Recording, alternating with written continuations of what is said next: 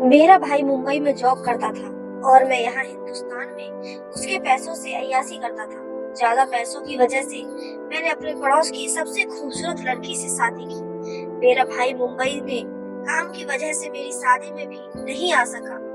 मैंने अपनी शादी बड़ी धूमधाम से की। मेरी पत्नी लाखों में एक थी। मैं तो उसे देख देख कर ही जी रहा था। 3 साल बाद जब मेरा भाई बाहर वापस आया तो मेरी बीवी उसे देखकर बेहोश हो गई और जब उसे होश आया तो उसने रोते हुए अपने आप को कमरे में बंद कर लिया और मेरा भाई मेरी जान का दुश्मन बन गया। उसने कहा कि मैं अपनी बीवी को आज ही तलाक देकर घर से निकाल दूं। मुझे कुछ समझ नहीं आ रहा था कि मैं क्या करूं। उसने मेरी बीवी के खिलाफ एक ऐसी चीज दिखाई जिसे देखकर मेरे पैरों के नीचे से जमीन निकल गई, क्योंकि मेरी बीवी तो आज मेरी पत्नी मायके चली गई थी और मैं अतीत में खोया हुआ था। जब मेरी शादी का पहला दिन था और मैं बहुत खुश था। मैं उस समय कितना संतुष्ट था और मैं कितना अलग इंसान था। मेरे दोस्त सभी मुझसे चिढ़े रहते थे, अरे यार तुम बहुत खुश नसीब हो जो तुम्हें इतनी खूबसूरत बीवी मिली है। ये आवाज थी मेरे दोस्त अमन की। ये ऐसा था जैसे उसने मुझे 7वें आसमान पर पहुंचा दिया। वह कौन व्यक्ति था जिसने मेरी पत्नी की कदर नहीं की। मैं अपनी किस्मत पर नाच कर रहा था, लेकिन इस अहम मौके पर मुझे अपने छोटे भाई नवीन की बहुत याद आ रही थी, जो मुंबई की एक बड़ी कंपनी में काम करता था। वह मेरी शादी के मौके पर यहाँ नहीं था और मैं अपने भाई से बहुत प्यार करता था। वह खुद नहीं आया, लेकिन उनका फोन आया। वह काफी देर तक मुझसे फोन पर बात करता रहा। आज मेरी पत्नी से मेरी पहली मुलाकात थी। मैं उसे बहुत पसंद करता था। मेरी पत्नी शुरू बहुत खूबसूरत थी और मेरी जिंदगी बहुत अच्छी चल रही थी। मेरे जीवन में मेरी पत्नी के सामने आज तक कोई लड़की नहीं आई, इसलिए मैं उससे बहुत प्यार करने लगा। जब मैं 17 साल का था, मेरे माँ बाप की एक दुर्घटना में मौत हो गई। फिर मैं बहुत रोया। उस वक्त नवीन 10 साल का था। मैंने उसे माँ और बाप दोनों के रूप में पाला। उसे खूब प्यार दिया और उसका बहुत ज्यादा ख्याल रखा। खुद कड़ी मेहनत करता रहा, लेकिन उसको आस नहीं आने दी। मेरे पिता की किराने की दुकान थी। उनकी मौत होने के बाद मैंने ही उस दुकान को संभाला। उसकी इतनी अच्छी हालत नहीं थी। मैंने उस पर दिन रात मेहनत की। अपनी भूख प्यास किसी का भी ख्याल नहीं किया और अब जाकर यह एक किराने की दुकान जैसी लग रही थी। यह मेरी मेहनत का फल था। मेरा बहुत मन था कि नवीन पढ़ लिख कर बड़ा आदमी बने, लेकिन उसे शुरू से ही मुंबई जाने का शौक था। वह मुंबई में नौकरी करना चाहता था। वह एक प्राइवेट कॉलेज में IFC की पढ़ाई कर रहा था, मगर उसका उठना बैठना बहुत गलत लड़कों के साथ था। वह गलत सोहबत में फंस गया था। मुझे इसकी कई शिकायतें मिलने लगी। जो बात मुझे सबसे ज्यादा परेशान करती थी वह ये थी कि वह लड़कियों के प्रति जुनूनी था। कई रातों से वह घर नहीं आया। मजबूरन मुझे ये फैसला करना पड़ा। मुझे उसे मुंबई भिजवाना पड़ा। ये फैसला करना मेरे लिए आसान नहीं था, क्योंकि वह मेरा लाडला भाई था। मुझे उसे अपने से दूर करने के लिए बहुत हिम्मत करनी पड़ी, लेकिन मैं खुश था कि उसे मुंबई में नौकरी मिल गई और अब वह जी जान से काम करने लगा और मुझे पैसे भी भेजने लगा। फिर 1 साल बाद मेरी शादी हो गई। आज मैं बैठा पुरानी बातें सोच रहा था, तभी मेरी पत्नी शुरू मेरे पास आई। उसे देखकर मेरा सारा दुख दूर हो गया। वह अपने पिता के लिए दुखी थी। मेरा दिल नहीं कर रहा था उसे वहां छोड़ने के लिए, लेकिन उसने इतने प्यार से अनुमति मांगी कि मुझे उसकी बात माननी पड़ी। मैंने अक्सर ये बात महसूस की थी कि वह बोलते बोलते चुप हो जाती है और हंसते हंसते उदास हो जाती है। मैंने उससे इस बारे में कई बार पूछा, लेकिन उसने मुझे टाल दिया। आज मैं अपने घर में थी और मुझे उसकी याद आ रही थी। इन चंद दिनों में उसने मुझे अपना बना लिया था। मैं उसके बारे में सोचते सोचते सो गया। मेरी बीवी शुरू ने एक गरीब घर में जन्म लिया था। उसकी माँ उसके पैदा होने के वक्त ही मर गई थी। जब वह बड़ी हुई तो उसके बाप ने दूसरी शादी कर ली थी। उसकी सौतेली माँ और सौतेली माँओं की तरह ही थी, जो सौतेली बेटी को अपना दुश्मन समझती है और उस पर हर तरह का जुल्म करना अपना हक समझती है। शुरू की सौतेली माँ भी ऐसी ही थी। वो उसके बाप के सामने तो अच्छे से पेश आती थी, मगर जब वह घर से बाहर जाता तो शुरू पर जुल्म करना शुरू कर देती। वह जब स्कूल से घर वापस आती सारे काम उसी से करवाती थी और खाने को बहुत कम देती थी। उसके इस व्यवहार की वजह से सुरु बहुत डरपोक लड़की बन गई थी। वह हर वक्त डरी डरी और सहमी सहमी सी रहती थी। उसने अपने हक के लिए बोलना सीखा ही नहीं था, जबकि उसके छोटे सौतेले बहन भाई बहुत तेज थे। वह अपनी माँ से बहुत अलग थे। वह सुरु से बहुत प्यार करते थे। सुरु भी उनसे बहुत प्यार करती थी। उसने 10वीं तक करीब के सरकारी स्कूल में पढ़ाई की थी। उस वक्त वो 10वीं क्लास में थी जब सोनू की उस पर नजर पड़ी। वो उस वक्त अपनी सहेली के साथ स्कूल से घर वापस आ रही थी। सोनू ने उसके बारे में जानकारी हासिल की। वह उसके बारे में सब कुछ जानता था। वह कहाँ रहती थी और क्या करती थी। वह उसकी सौतेली माँ के बारे में सब कुछ जानता था। उसने शुरू से बात करने की बहुत कोशिश की, लेकिन वह बहुत डरपोक लड़की थी। बस इतना सोचते ही उसकी जान जाने लगती थी। सोनू हर मुमकिन कोशिश कर रहा था, लेकिन वह उसके जाल में नहीं आ रही थी। उसका रंग रूप उसकी मासूमियत उसे पागल बना रही थी। वह हर हाल में उसे पाना चाहता था, मगर उसे कोई रास्ता नहीं सूझ रहा था। फिर उसके शैतानी दिमाग में एक ख्याल आया और उसने सुरु को हासिल करने के लिए एक प्लान बनाया। वह अच्छे से जानता था कि सुरु की सौतेली माँ उससे कितनी नफरत करती है। जब कोई इंसान किसी से नफरत करता है तो हर हद पार कर देता है। उसकी अच्छे बुरे की सोच भी खत्म हो जाती है। वह हर हाल में अपने दुश्मन को हरा देखना चाहता है, चाहे इसके लिए उसे किसी की नजरों में गिरना ही क्यों न पड़े। यही सुरु की माँ के साथ हुआ। सोनू ने उसे पैसों का लालच देकर अपनी बात मनवा ली थी, मगर उसने उसकी सौतेली माँ से भी एक बात छुपाई थी। उसने कहा था कि शुरू से शादी के बाद वह 6 महीने तक इसी घर में रहेगा और इसके बदले में वह उसे पैसे देगा। शुरू की माँ भी सोनू की हर बात मानती गई और उसकी शादी शुरू से के साथ कराने को तैयार हो गई और इस बात के लिए भी तैयार हो गई थी कि वह कुछ समय तक उनके घर में रहेगा। सोनू ने कहा था कि उसके घर वाले अभी मान नहीं रहे। जब वह मान जाएंगे तो वह शुरू को अपने साथ ले जाएगा। शुरू को बहुत डर लग रहा था। वह अभी शादी नहीं करना चाहती थी। जब उसको सोनू के बारे में पता चला तो वह और भी डर गई थी, क्योंकि उसे उससे बहुत डर लगता था। लेकिन उसकी सौतेली माँ ने उसे डरा धमका कर मना लिया था। जब उसने अपने पिता से बात की तो उसने कहा, बेटा तुम्हारी माँ ने सोच समझकर ये फैसला लिया है। वह इन लोगों को जानती है। सोनू के घर वाले बहुत अच्छे हैं। उसके पिता को न जाने सोनू में क्या पसंद आ गया था, वह भी शादी के लिए मान गए थे। उसने भी चुपचाप उनके सामने सिर झुका लिया। उन्होंने सादगी से शादी की थी और वह चली गई और उसी घर के एक कमरे में आ गई। सोनू का उसके प्रति व्यवहार सामान्य था। वह उसे घुमाता फिराता भी था और फिर भी शुरू इस शादी में खुश नहीं थी। उसे सोनू का रवैया उलझन में डाल देता था और वह जब भी सोनू से उसके घर वालों के बारे में पूछती तो वह टाल देता था। जब शुरू सोनू को उसके घर चलने को कहती तो वह बात को घुमा फिरा देता था। वो तो वैसे भी बातें घुमा फिरा कर करने में माहिर था और वैसे भी ये शादी उसने पूरी प्लानिंग के साथ की थी। अब उनकी शादी को 5 महीने हो गए थे। सोनू कभी कभी रात को यहाँ पर रुकता और कभी तो बहुत दिनों तक घर नहीं आता था। शुरू उससे पूछती तो पहले तो वह टाल मटोल करता, लेकिन अब उसे गुस्सा आने लगा था और अब वह शुरू पर हाथ उठाने लगा। वह डरी हुई बच्ची और भी डर गई थी। वह पूरी तरह से सहम गई थी। पता नहीं उसकी किस्मत ऐसी क्यों थी। अब उसकी सौतेली माँ का भी दिल जलने लगा था। वह उससे पूछती कि तुम्हारा पति तुम्हें कब लेकर जाएगा, मगर इस बिचारी के पास इस बात का कोई जवाब नहीं था। वह बस चुप होकर रह जाती थी और अपने आंसू पीती रहती थी।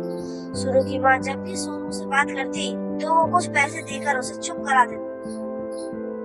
उस दिन वह शुरू के पास आया। सारी रात वह सुखद गपशप में लगा रहा। आज वह पिछले दिनों से ज्यादा खुश लग रहा था और उसके साथ बहुत अच्छे से पेश आ रहा था। वह अपने ख्यालों को बुनते हुए सोई थी। वह पगली समझ रही थी कि उसकी जिंदगी में खुशियां आने वाली हैं और दुख दूर जाने वाले हैं, पर उसे क्या पता था कि अब उसके जीवन में अंधेरा आने वाला है। झल्ले फूट पड़े। खुशी चली गई है।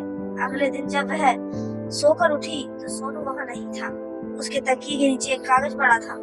जब उसने वह कागज खोला उस पर आसमान टूट पड़ा, क्योंकि वह तलाक के पेपर था। सोनू ने उसे तलाक दे दिया था।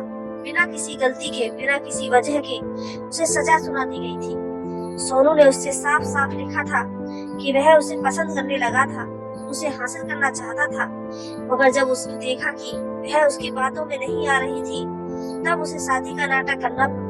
और इसके अलावा वह अब सुरु के साथ कोई रिश्ता नहीं रखना चाहता था और उसे खोजने की कोशिश न करी जाए। सुरु तो जैसे सदमे में आ गई थी। यहाँ पर था भी कौन जो उसे ढूंढने के लिए जाता। उसके पास न तो उसका कोई पता था और न ही परिवार का आता पता। उनका मैरिज सर्टिफिकेट भी उसी के पास था। उनके पास उसके खिलाफ कोई सबूत ही नहीं था। जब ये बात उसकी सौतेली माँ को पता चली तो वह छाती पीट कर रह गई। वह तो समझी थी कि उसकी जान छूट जाएगी, मगर अब क्या हो सकता था। उसके पापा तो ये खबर सुनकर जैसे सदमे में आ गए थे। वह बहुत ज्यादा बीमार रहने लगे थे और बहुत ज्यादा कमजोर हो गए थे। किसी परेशानी में एक दिन सुरु के पापा का बीपी ज्यादा बढ़ गया था और उन्हें खारिश पड़ गई थी और वह बिस्तर पर लग गए थे। इसका सारा दोष सुरु की सौतेली माँ ने सुरु पर डाला था। अब घर में काम करने वाला कोई नहीं था, इसलिए उसके छोटे भाई को काम करने के लिए घर से बाहर निकलना पड़ा। उसे अपनी पढ़ाई छोड़नी पड़ी। घर में तो जैसे परेशानियों ने डेरा ही डाल लिया था। सुरु के छोटे भाई की एक अच्छी जगह जॉब लगी, जो धीरे धीरे उनके घर की हालत सुधरने लगी। उसके 4 महीने बाद ही शादी कराने वाले की तरफ से सुरु के लिए जय का रिश्ता आया था।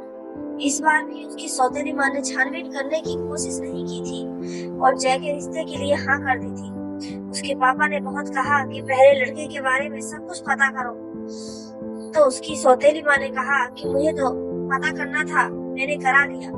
जय को उसने ये कहा था कि वह दहेज में उसे कुछ भी नहीं दे सकती, मगर जय सुरु पर अपना दिल हार बैठा था। उसे हर हाल में ये रिश्ता मंजूर था। इतनी सुंदर लड़की अगर बिना दहेज के भी देते तो उसे इस बात का कोई ऐतराज नहीं था। वैसे भी उसके घर में किसी चीज की कमी नहीं थी। उसके घर में भगवान का दिया हुआ सब कुछ था। शादी के बहुत दिनों बाद भी सुरु को यकीन नहीं आ रहा था कि उसको इतना अच्छा पति मिला है। उसके प्यार में वह अपनी पिछली जिंदगी को भूल गई थी। जैसे हर बात छुपाई गई थी। वह रोज सुबह भगवान का शुक्रिया अदा करती थी। उन्होंने बहुत बुरे हालात देखे थे। इन बुरे हालातों के बाद वह ऐसा पति पाकर खुद को खुश नसीब समझने लगी, लेकिन उसकी किस्मत ने यहाँ भी उसका साथ नहीं छोड़ा। उसके पास वह सब कुछ था जो भगवान ने उसे दिया था, लेकिन उसे औलाद की बहुत कमी महसूस होती थी। वह 3 साल तक रोती रही और भगवान से प्रार्थना करती रही। फिर एक दिन ऐसा हुआ कि उसे ऐसा लगा कि फैसले का दिन आ गया है। वह दिन उसके लिए बेहद दर्दनाक था। उसका जीवन फिर से बदल गया था। शायद अभी भी दुर्भाग्य उसका पीछा नहीं छोड़ रहा था। मैं सुरु का पति हूँ जय। मुझे बच्चों की इतनी कमी महसूस नहीं हुई, लेकिन सच कहूँ तो जब से संभली हुई मेरी सारी ख्वाहिशें और कमियां दूर हो गई। यूं ही वक्त गुजरते गुजरते 3 साल बीत गए थे। मुझे ये सब समय एक खूबसूरत सपने की तरह याद है। फिर जो सोचा नहीं था वही हुआ। जब मेरी शादी हुई, मेरा छोटा भाई नवीन मुंबई में था। मेरी पत्नी शक्ल, सूरत और किरदार दोनों में परफेक्ट थी। हमारी शादी को 3 साल हो गए थे, लेकिन हमारे कोई संतान नहीं थी। एक दिन गेट पर दस्तक हुई। मेरी बीवी सुरु ने गेट खोला तो घबरा कर चीखने लगी और बेहोश हो गई। मैं एकदम गेट की तरफ भाग कर गया। वहाँ कोई और नहीं, मेरा छोटा भाई नवीन खड़ा था, जो आज 3 साल बाद मुंबई से वापस घर आया था। जब मेरी बीवी को होश आया तब मैंने उससे पूछा कि तुम भाई को देखकर क्यों घबरा गई थी। उसने मेरी बात टाल दी। अब मेरी बीवी सुरु हर वक्त कमरा बंद करके रोती रहती थी। मेरा भाई नवीन भी अब परेशान रहने लगा था। एक दिन नवीन मुझे एक बाबा के पास ले गया, जिनकी दुआ से औलाद होती थी, मगर उस बाबा ने मेरी बीवी और मेरे भाई के ऐसे राज से पर्दा उठाया कि मेरे सर पर आसमान टूट पड़ा। घर आकर भी मैं खोया खोया ही रहा। मुझे तो जैसे यकीन ही नहीं हो रहा था कि मेरे साथ ये सब क्या हो रहा है। सुरु, जिसे मैं बहुत मासूम समझता था, वह ऐसी होगी ये मैंने सोचा भी नहीं था। मुझे अपने भाई से भी नफरत हो रही थी और सुरु को तो मैंने घर से ही निकाल दिया था। वह रोती रही, माफी मांगती रही, पर मैंने उसकी एक न सुनी। रात को मैं अपने कमरे में अकेला बैठा था जब नवीन मेरे पास आया और मेरे पैरों में बैठकर कहने लगा, भाई आप मुझसे नाराज हैं। वह मेरा छोटा भाई था। मैंने उसे अपने बच्चे की तरह पाला था। मैं उससे भला इतनी देर नाराज कैसे रह सकता था। मैंने उसे अपने गले से लगा लिया। उसने कहा, भाई सुरु खुद मेरे पीछे पड़ी हुई थी। हमारे बीच में जो कुछ भी हुआ उसमें सुरु की मर्जी थी। मैंने उससे बहुत बार कहा कि शादी से पहले ये सब गुनाह है, मगर उसने मेरी एक न सुनी और मुझे रिश्ता बनाने के लिए उकसाती रही। मैं उसके बहकावे में आ गया था और जब मैं घर आया और उसको आपकी बीवी के रूप में देखा तो मुझे बहुत दुख हुआ। मुझे आपकी किस्मत पर बहुत रोना आ रहा था कि आप इतने अच्छे इंसान हैं और आपको सुरु जैसी बीवी मिली।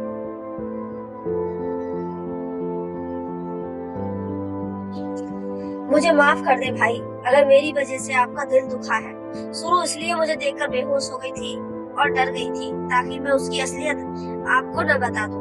इसलिए मैं आपको उस बाबा के पास लेकर गया था, क्योंकि मुझे पता था कि अगर मैं बताऊंगा तो आप मेरा यकीन नहीं करेंगे। मैं उसकी बातों को चुपचाप सुनता रहा।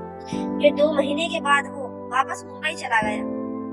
उसके जाने के बाद मैं सुरु को वापस घर ले आया, क्योंकि अब मैं उसको सजा देना चाहता था। उसने जो कुछ मेरे साथ किया था मैं उसका बदला लेना चाहता था। मैंने अपने सर का से प्यार का भूत उतार कर फेंक दिया और उस पर जुर्म करने लगा। आज मैं दुकान से जल्दी घर आ गया था। दरवाजे के बाहर केबल वाला खड़ा था और वो भी दरवाजे पर खड़ी थी। वो उसके साथ ना जाने क्या बातें कर रही थी। मुझे देखकर वो घर के अंदर चली गई। उसे देखकर मेरा दिमाग घूम गया। केबल वाला कहने लगा मैं केबल का बिल लेने आया था और वो वहाँ से चला गया। मैंने सुरु से कहा कि उसके साथ क्या रहस्य और जरूरतें की बातें चल रही थी। वह मुझे देखकर परेशान हो गई और रोने लगी कि भगवान के लिए मुझे मत मारो। वह सिर्फ बिल लेने आया था और मैंने उससे बस इतना कहा था कि मेरे पति घर पर नहीं है। हाँ, तो मैं घर पर नहीं था तो उसे अंदर बुला लेती। बेशर्म बेगैरत औरत, तुम पर तो मुझे बिल्कुल भी भरोसा नहीं है। तुम एक गिरी हुई औरत हो, तुम किसी भी हद तक जा सकती हो। मैं सुरु पर इल्जाम लगाने लगा। उसने जिंदगी में पहली बार जुबान खोली थी। वो कहने लगी, मुझे जितनी मर्जी गालियां दे दो, मेरी मरी हुई माँ को गालियां मत देना। मैंने कहा, उसे जुबान लड़ाती है बदतमीज औरत, और मैं उसे बालों से पकड़कर घसीटता हुआ कमरे में ले आया और बहुत बेरहमी से उसे पीटने लगा और तब तक मारता रहा जब तक वह बेहोश होकर जमीन पर ना गिर गई। मैंने उसे ठोकर से एक तरफ कर दिया और दरवाजा बंद करके दुकान पर आ गया।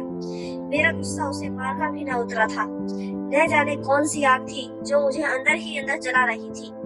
सुरु का बाप मर चुका था और उसकी सौतेली माँ उसे अपने पास रखने को तैयार नहीं थी। वह मजबूरन मेरे साथ रह रही थी और मैं दिन रात उस पर जुर्म करता रहता। एक दिन मैं अपनी इसी सोच में डूबा हुआ था जब मुझे मेरे भाई नवीन की कॉल आई।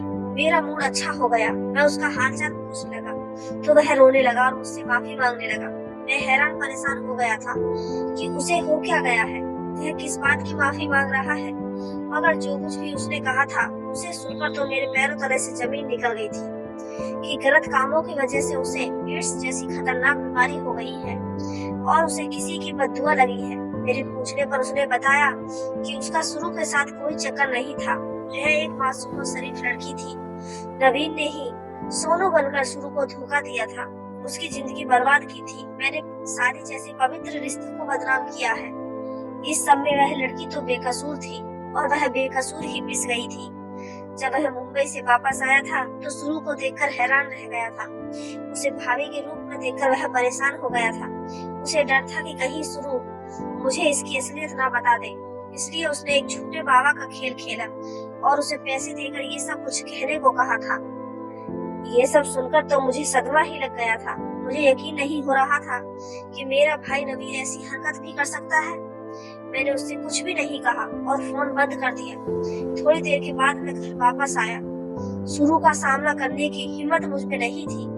जब मैं घर आया तो वह अपने जख्मों की वजह से रोए जा रही थी। मैंने उसे अपने पास बिठाया और उसकी मरहम पट्टी की। मैंने उसके हाथ जोड़कर माफी मांगी। यह पगली हैरान और परेशान हो रही थी कि मुझे क्या हो गया है। मैंने उसे सारी सच्चाई बताकर उससे माफी मांग ली थी और अब मैंने खुद से वादा कर लिया था कि मैं उसे कोई तकलीफ कोई परेशानी नहीं होने दूंगा। आज इस बात को 5 साल हो गए हैं। मैं अब तक अपने वादे पर कायम हूँ। उसके बाद ना मैंने कभी सुरु पर हाथ उठाया और ना गुस्सा किया, मगर उसके बावजूद भी वह जैसे हंसना ही भूल गई है। भगवान की दुआ से मेरे 2 बच्चे हैं और सुरु अब भी ऐसे ही रहती है, परेशान और चुप। कभी कभी मुझे उसकी खामोशी से डर लगता है कि कहीं मैं भी भगवान की पकड़ में ना आ जाऊं। मेरे भाई की 2 साल पहले मौत हो गई थी। उसने उसके साथ गलत किया था। कभी कभी हम उस सत्ता के नशे में चूर होकर दूसरे की बेटी के साथ बहुत गलत कर देते हैं और भूल जाते हैं कि जवानी में किए गए गलत काम भी हमारे सामने आ सकते हैं। हमें कभी भी किसी की बेटी के साथ गलत नहीं करना चाहिए, क्योंकि अगर हम अपनी बेटियों के साथ गलत होता बर्दाश्त नहीं कर सकते तो हमें कोई हक नहीं कि हम दूसरे की बेटी के साथ गलत करें। दोस्तों, आप इस कहानी के बारे में क्या राय है, कमेंट करके हमें जरूर बताइए। और कहानी अच्छी लगी हो तो चैनल को सब्सक्राइब, वीडियो को एक लाइक जरूर करें। धन्यवाद दोस्तों।